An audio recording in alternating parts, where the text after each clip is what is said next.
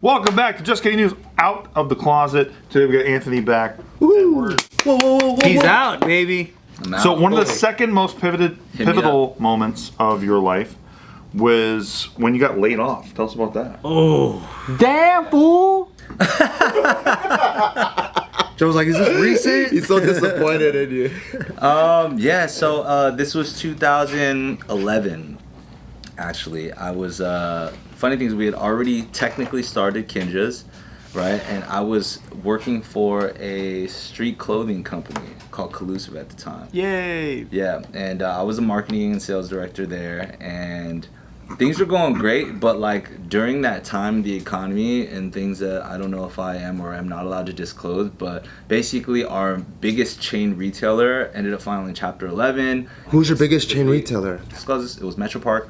Oh, I remember that store. Yeah. Damn, Collusive was in malls like that? Yeah. Yeah. Nationwide. Gangster, wow. They were doing, I think it was like 85% of our stuff, which means that they had exclusivity on so much of our stuff, which also meant when they filed Chapter 11, everything went. Because your biggest retailer buyer was gone. Yeah. So I had to get laid off. It was super amicable. You guys know that I'm still very close to, you know, and we do like Kinja Baked Noodles and all that stuff. But I totally understood the situation. It was all good, but I was like, all right, cool, I gotta bounce. So that same time, ironically, in 2011 was also the end of my 4.5-year relationship with my girlfriend, who I totally thought I was gonna marry, but it just didn't work out. We were living in Hollywood at the time. So it was just an ironic time that I got laid off. My heart was definitely shattered in a different way, and then of course I had to move out because I'm not gonna like live with my ex-girlfriend, so I moved home because there was nowhere else for me to go.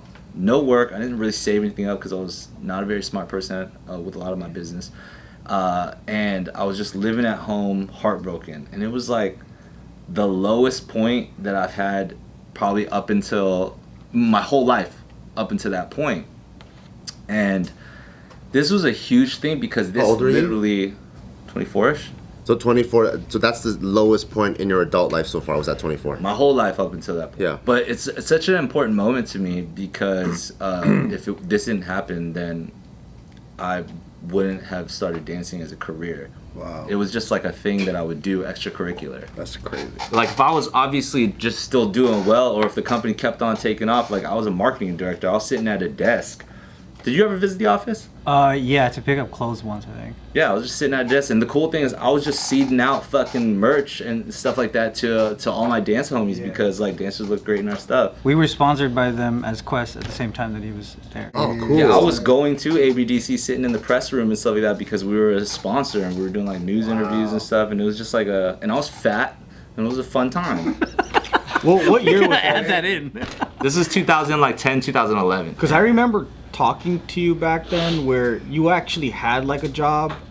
That was it. That was the job. But you were also like figuring out like, should I do my own thing and YouTube and all that? And you were saying no, right? I said, nah, you have no chance. No chance, no shot. You'll fail. I forgot what it was, but I remember we were talking about that topic. Yeah, that was exactly. Never gonna catch on. Don't do it. I would never do it. So I remember I'm at home. I'm trying to get over like what I guess the deepest state of depression that I've ever felt was. And I'm going into a space where now I have to like put together my resume again. And putting together your resume again is like the most weird thing when you feel like you don't have anything to show for it, or when you feel like you've wasted like so much of your life, you know what I mean? Especially if the last reference you had was technically you got laid off. So that being said, I remember I went through like 3 months of like, and this was like Monster.com era, right? Like that, right? You remember that? Yeah. To like find jobs, and then you would like send out your resume and stuff, and then hopefully you get hit back. I went on maybe like 2 or 3 interviews, and one of the interviews, I swear to God, they asked this like basic ass question like, why do you want to work here? And I think I like blanked out because my head was, I don't. So I didn't know what to say. You know what I mean? It was just hard to bullshit. So I was like,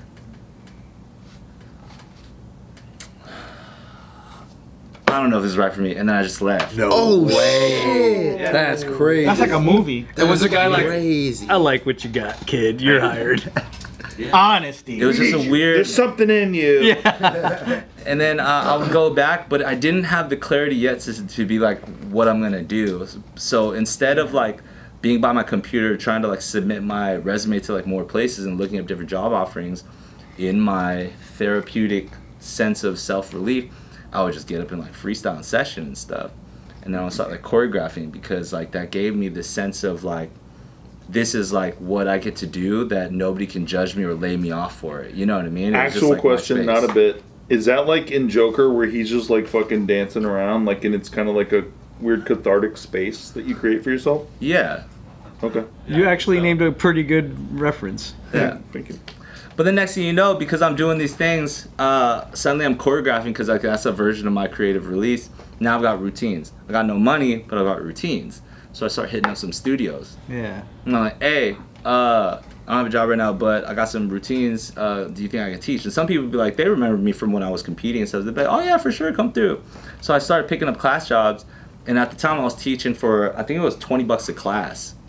Like $20 a class was dope. Yeah, yeah. You know what I mean? Because if you have like 10 students, that's 200. No, $20 the whole class. the whole class. That's his cut. Oh shit. Yeah, $20 at a studio. So then I'll go and I'll teach these classes. And I'll get $20, and so I do the math, because the math is very difficult. 4 times a month, once a week, right? $80. That's a cell phone bill and That's like true. a meal. That's Yeah, true. facts. That's true. So I was like, I'm gonna do this while I'm like hovering around. So I just kept on doing that. Next thing you know, somebody would get wind that I'm teaching, and then they would like be like, "Hey, come teach a workshop." And they would give me like $30, or like 40 or 50, and then suddenly like momentum starts building. I'm starting to get a little skinnier too. You know what I mean? Because I'm dancing all the time. And then the most important moment was when I started picking up enough momentum that I was like, you know what? This is a conversation. I'm gonna go get like a waiting job, because I needed real money anyway. But I want to give myself space to like be able to do dance stuff on the side. So I started working as a sushi waiter with Lawrence Cow. I remember that. Yeah. Yeah, and then not met him. I met him in college. Oh, okay. And then so we start serving together, and then like, you know, dancing and stuff like that on the side, and it was just it's a good time. Yeah. Right? And then eventually momentum picks up enough where I look at Mike, who's traveling the world like a G after ABDC, doing things that are like unbeknownst to our kind All at the brand time. new things, yeah. And I was like, man, dude, do you think I could do this? He's like, yeah. That's What? sick. That's sick. It was crazy. It like shocked me. And then I was like, will you help me? He's like, absolutely. And then from then, just didn't look back. So That's like, fucking if it cool. wasn't for getting laid off, like I wouldn't be where I am. It's crazy to think that you would have even asked that question at a time that like everyone that knew you would have easily also said yes, but your view of yourself changes everything. But you would never think that of yourself. Yeah, and I also never thought I would that would be a useful answer. I'd be like, he wouldn't. Of course, he knows he can do that. Like, why would he even ask that? Yeah, exactly. That's Yeah. crazy. It's a no-brainer. Or like, we don't know what you're going through or nothing. Wow. Yeah, you never really know what anyone's going Yeah. really had no idea. There's so many times that you were there at the house, and I could have like said something nice to you, but I was just like, Like, Yeah, for sure. He's got it. you didn't even seem like a sad guy. Or Yeah, because you walk in, you're probably like, I'm sick, you're sick, everyone's sick in here, whatever. But everyone's going through some shit in their brains. It's like art though, right? Like unlike, for example, and you know, not to say anything because I know you know how I feel. Unlike something where you can either be judged on like winning fights or getting belts, this is a super subjective concept. Yeah. Like you don't know what's good, where you at, why you're worth it, if anybody would ever hire you for your moves. Like it's weird shit. You fucking make up moves with your socks on carpet in your room, and then you're just like hoping somebody might be down. You know what I mean? And then also like you start doing. I was fortunate that we were of the generation where we started doing YouTube videos with this shit, right? And you guys know that like I was literally one of the first dancers to do YouTube videos in 2005. Wow. To the point where even Kev Jumbo was like, whoa, dude, like, you kind of helped inspire me. You should have kept on doing YouTube videos. I was like, fuck you. yeah, 05, man. That's Yeah, you know what I mean? Like, dancers weren't doing this shit, and I was putting out, like, dance videos. But the thing is, everybody started blowing up on YouTube, and I'm over there using copyright music, so I'm never making money off YouTube. So I'm never thinking that it's, like, a reasonable thing. Yeah. It really is just a sharing That was the thing. barrier from all the dancers. They were just Yeah. like, oh, we can't really make money. All throughout that, I never thought dance would be a thing for me. So like after college, I went into a sales job. Today's video is brought to you by The Daily Drop. So I've been traveling for so many years, okay? I've been travel vlogging, I've been enjoying this, and people go, how do you afford it? Well, a lot of it is actually for free, and it's done through credit card points. And I always thought about like how I can kind of share this information with other people, because it does take a little bit of learning. It's like extreme couponing and stuff like that. But the Daily Drop is here to help you out. The Daily Drop is a free daily newsletter to learn how to book your next trip for nearly free with miles and points. Learn how to fly business class without a business class budget.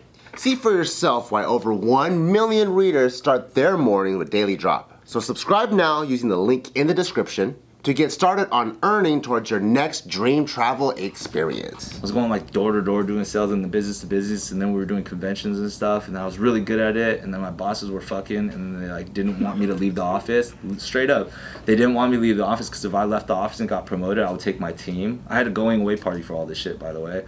And then literally the week of Vibe, after my going away party, we do Cyborg Ninja Scrolls, or we do Anbu Black Ops, which is Kinja's. And then that Thursday, when it was supposed to be like my last day, they told me I can't leave. They said I'm not ready, but I knew it was bullshit because I knew they weren't working. My whole team was the whole office.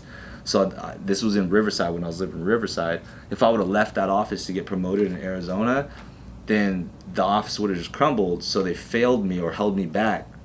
And then I was like, fuck this. So I quit. Me and my whole team ended up just quitting anyway. Whoa. You know what I mean? And even then, I didn't go back to dance right away. Even then, I went to like work for my homie's like tech company. It was a tech startup. And then I got hired or poached to go over to Collusive, the street clothing company. So I was never, dance was never like So weird, man. clearly the thing. It was just a thing that I enjoyed doing. But it wasn't until I got laid off and my heart was broken and I had nothing and no money and I felt like the lowest of losers that dance was like my salvation. Not as a career, like as like a escape to like feel some sort of like sense of self. For that breakup, in the meter of like middle being mutual, where was it at? We spent like probably 3 months like knowing it was heading that way. Oh shit. We were just getting disconnected and it was just hard to find a way back is all. And then she kept on trying to like find her own space. I kept on trying to like figure my shit out and it was nobody's fault in a sense. But the like true initiating factor ended up being my fault. Damn. To be honest, I ended up fucking kissing this other girl and I was like, whoa. And to me that was the I'm too far over. So then I told her and then that next day we broke up. Damn. Was she down to make it work after the kiss or no? We weren't trying to. Oh, I see. We were already both there. Yeah. We just didn't make the move. You know And why would you if there's nothing left? Fast forward to today though, do you think like dance still has that space? Because you do it for work so much, right? But is it still like your escape? Like would you just fucking go and dance? To be completely honest, it is not my escape anymore. Really? Because you're too in it. Too sick. Is God of War your escape? More than dance? Well, I beat both of those. Okay, you beat both of them. Hell yeah, player. No, like realistically, this is my escape. It's really, really bad. But no, but dance in the best and most beautiful way. I'm sure you can agree to a version of this. Like it just mutated into not like the place I wanted to be, but the vehicle that I was down to like ride to take me to places I liked being. So like if it wasn't for dance, I wouldn't have met my best friends. I wouldn't have met my wife. I wouldn't have gone around the world to like 40 plus countries. I wouldn't have, like experienced so many things in life. So for right now, I'm down to at any moment in time jump in that car with genuine joy and excitement.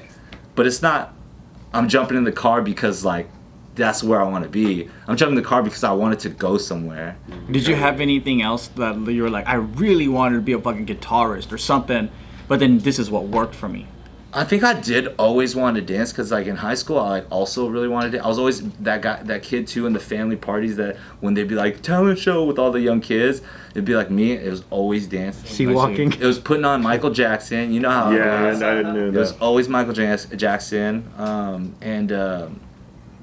I wanted to, and then I go to high school. I go to Sunny Hills High School from like 2000 to 2004 or whatever, and I wanted to dance, But then, like, the one kid who was on dance production, my sister was on dance production, she's like, you should join. The one boy out of all the girls there, like, her was clearly gay. So it was just like, Oh, and at What that was time so we gay were all about it? ignorant. they already took the gay slot. And gay just wasn't like understood at that time. You know what I mean? We were just so ignorant to it. So I was just like, no, that's social suicide. Like, I'm just gonna suppress my desire to do this. Yeah. Straight up. Damn.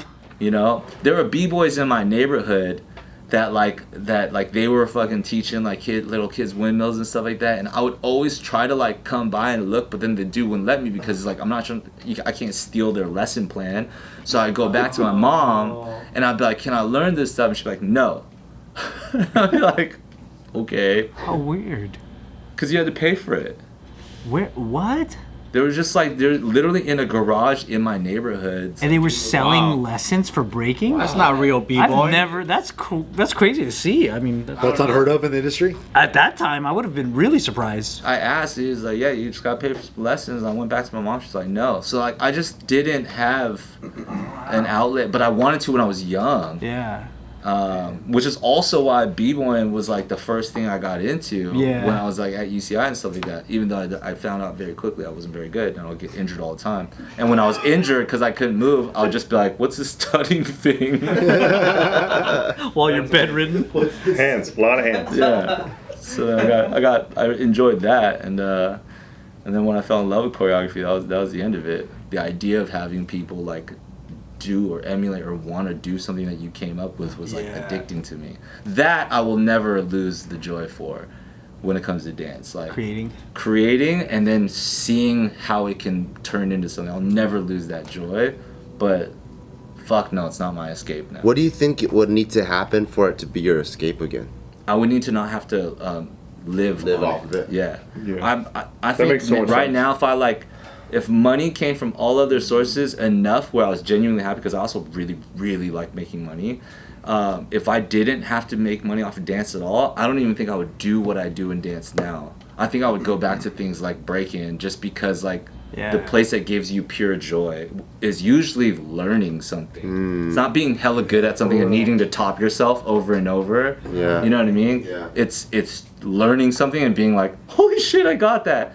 And break-in is the number one dance that like gives you the highest level of satisfaction for the most amount of work. Yeah. Like, took me fucking 5 months to learn windmills. Wow. Like, you don't do that with choreography. It takes me 5 minutes to learn a routine. You know what I mean? But like to get my first continuous windmill, I was at the Arc in UCI by myself. It took me 5 months. Injuring yourself all the time. When I got my first continuous windmills, I was by myself. I hit it. I screamed in that room by myself, and then I called my sister to tell her I did. Wow. That's tight. Bro, it's like that video of that little That's, kid who's dancing in his Yeah. Oh, that kid is insane. That is sick. He's Everybody says so that's good. Anthony.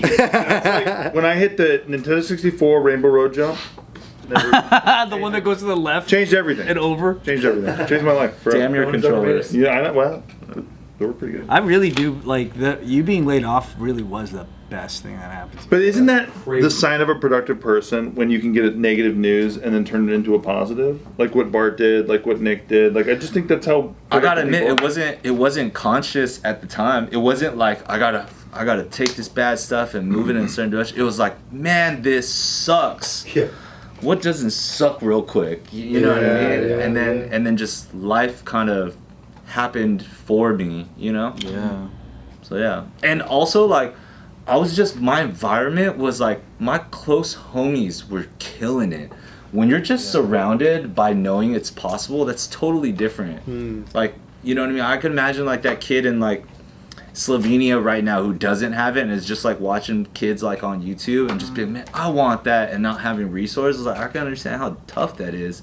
You know what I mean? But I feel like the person next to you who you like ride and die with is killing the game. It's just 1 degree of separation. It's within reach. So you're like, maybe?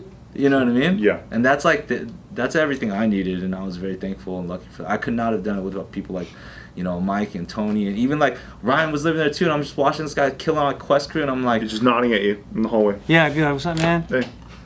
always in I your could room give him playing sick video advice. games. Yeah. Yeah. So it was, I felt very lucky. Okay, genuine question. I've been meaning to ask you this. You have spent so much of your time doing dance. when you're at my birthday, watching you get wrecked at DDR versus my neighbor Chris Mormon, who just plays online poker. What's that feel like for you, who's done dancing for goddamn forever, and then he just like literally sits on a computer all day and makes millions of dollars playing online poker, but then he wrecks you at DDR? What's that like? Is that humbling? If I wanted to be like extremely petty, I'm gonna go buy a DDR pad and I'm gonna practice all the games and songs like that. Yeah. But that DDR that we playing, the music sucked and you know it. The music did suck. So it's like, So dude, he's I'm not trying to practice. You don't want want to win if the music sucks. Also, it's like I don't want him to be all mad at me and like murder me there because he has murderous eyes. He's a vindictive person, I will say. Honest answer. Okay, love it. Thank you. Hey, thanks for sharing, Anthony. When life give you lemon, make a lemonade.